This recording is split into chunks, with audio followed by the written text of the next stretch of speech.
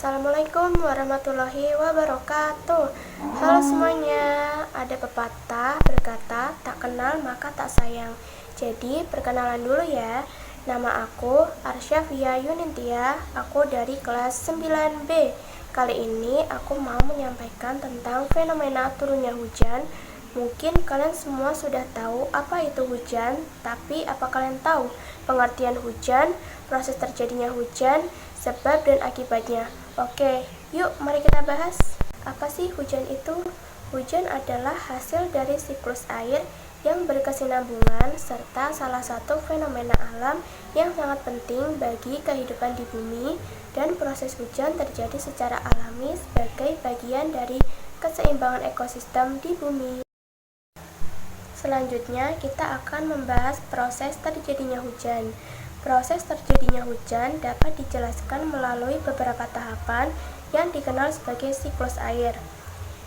Proses pertama dalam terjadinya hujan adalah penguapan. Air dari lautan, sungai, danau, serta permukaan bumi lainnya dipanaskan oleh sinar matahari sehingga berubah menjadi uap air. Penguapan juga terjadi melalui proses transpirasi, yaitu penguapan air dari tumbuhan.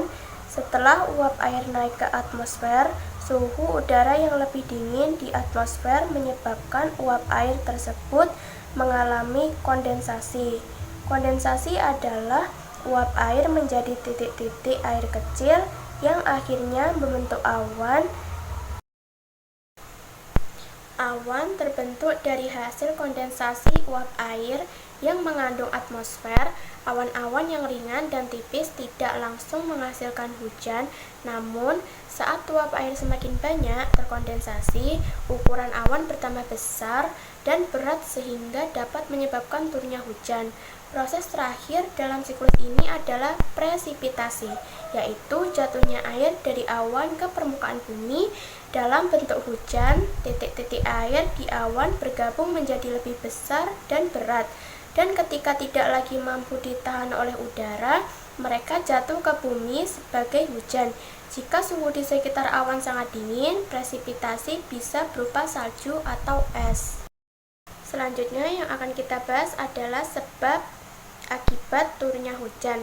Pertama, sebab turunnya hujan atau proses dan faktor. 1. Evaporasi dan transpirasi. Sinar matahari menguapkan air dari permukaan laut, danau, sungai, dan tumbuhan ke atmosfer. 2. Kondensasi. Uap air naik ke lapisan atas, mendingin dan mengembun menjadi awan akibat partikel debu atau garam. 3. Presipitasi atau awan jenuh.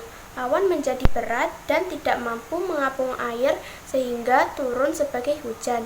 4. Faktor pendukung. Adanya awan konvektif atau cumulonimbus, pertemuan angin, konvergensi, serta gelombang ke atmosfer. Kedua adalah akibat turunnya hujan. 1. Dampak positif. Menyediakan sumber air bersih, mengairi lahan pertanian, dan mendukung ekosistem. 2.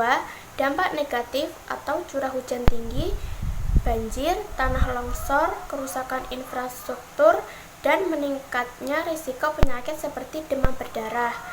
3. Hujan asam. Pencemaran udara dapat menyebabkan air hujan menjadi asam yang merusak tanaman dan ekosistem air.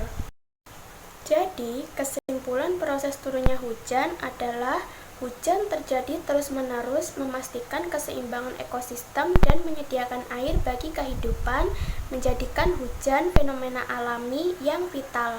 Sekian presentasi dari saya. Apabila ada salah kata, mohon dimaafkan karena kita hanya manusia biasa yang sering berbuat salah, jadi harus saling memaafkan, dan terima kasih atas perhatiannya.